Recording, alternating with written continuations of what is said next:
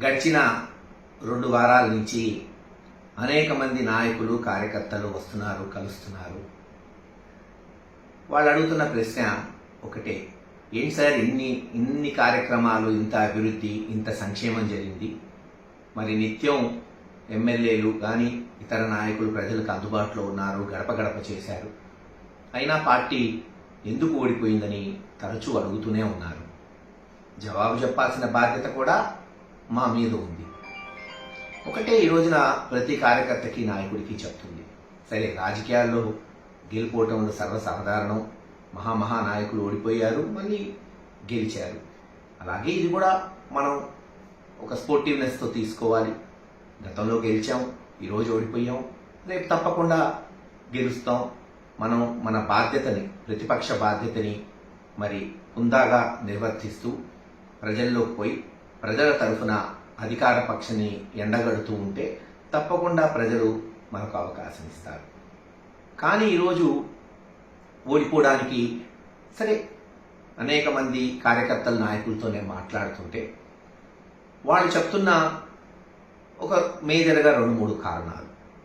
సంక్షేమం బ్రహ్మాండంగా చేసింది ఈ ప్రభుత్వం, కానీ లోపాలు కనపడుతుందైతే ఉదాహరణకు మనం తీసుకుంటే లిక్కర్లో ప్రభుత్వానికి చెడ్డ పేరు వచ్చింది అనేది వాస్తవం. అనేక సార్లు మేము సజ్జల గారికి కానీ విజయసాయి రెడ్డి గారికి కానీ చెప్పడం జరిగింది, చెడ్డ పేరు వస్తుంది, దీన్ని మనం అధిగమించాలి అని. దురదృష్టకరం, చర్యలు లేకపోవటం, మరి దాని పర్యవసానం ఈ రోజున అనేక మంది కాదు, దాదాపు 20-25% మంది రోజు ఈ లిక్కరు తాగేవాళ్ళు ఉంటారు, ముఖ్యంగా సన్నకారులు. మరి వాళ్ళు ఏదైతే తెలుగుదేశం చేసిన దుష్ప్రచారం, నాసిరకం మందు, మరి ఇది పనికిరాని మందుని అత్యధిక ధరకి అమ్ముతున్నారని తెలుగుదేశం నాయకులు చేసిన ప్రచారాన్ని వాళ్ళు నమ్మారనే మనం ఈరోజు విశ్వసించాలి. అలాగే శాండ్ మీద ఆధారపడే వాళ్ళు, మరి ఎవరైతే కార్మికులు ఉన్నారో వాళ్ళు కూడా శాండ్ పాలసీ బాలేదు, వాళ్ళకి ఇంకా మెరుగైన పాలసీ కావాలని వాళ్ళు ఓట్లు వేశారనేది కూడా మనం నమ్మాల్సి వస్తుంది. ఇలా కార్మిక సంఘాల్లో మరీ ముఖ్యంగా ఎస్సీ, ఎస్టీ, బీసీ మైనారిటీల్లో లిక్కర్ ఒకటి, శాండ్ ఒకటి మనల్ని దెబ్బకొట్టుంటాయి. సరే తెలుగుదేశం చివరిలో చేసిన దుష్ప్రచారం టైటిలింగ్ యాక్ట్ ఎంతో కొంత నష్టం చేసిందనే మనం మరి భావించాల్సి వస్తుంది. అన్నిటికన్నా రాజకీయంగా ఇప్పుడు నేను చెప్పిన కారణాలన్నీ అందరూ చర్చిస్తున్నారు, గ్రామాల్లో మాట్లాడుతున్నారు.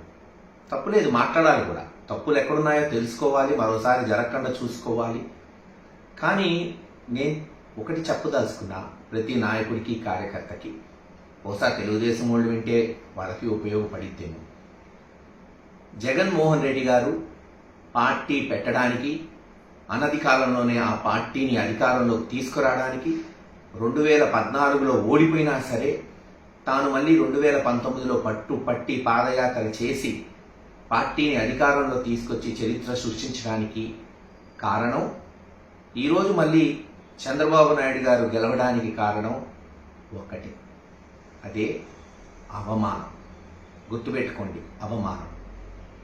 ఈ అవమానం అనేది సామాన్యమైన విషయం కాదు. అవమానమే మనిషిలో కసి పెంచుతుంది, ఆయుధాలను పెంచుతుంది, మనిషి పోరాట పటిమను పెంచుతుంది. చరిత్రలో మహాభారతాలు, రామాయణం చదివి పెరిగిన వాళ్ళం మనం. ఆ రోజు కూడా నిండు సభలో పాండవులకు అవమానం జరిగితే పోయి యుద్ధం చేసి యుద్ధంలో రాజ్యాన్ని గెలుచుకున్నారు.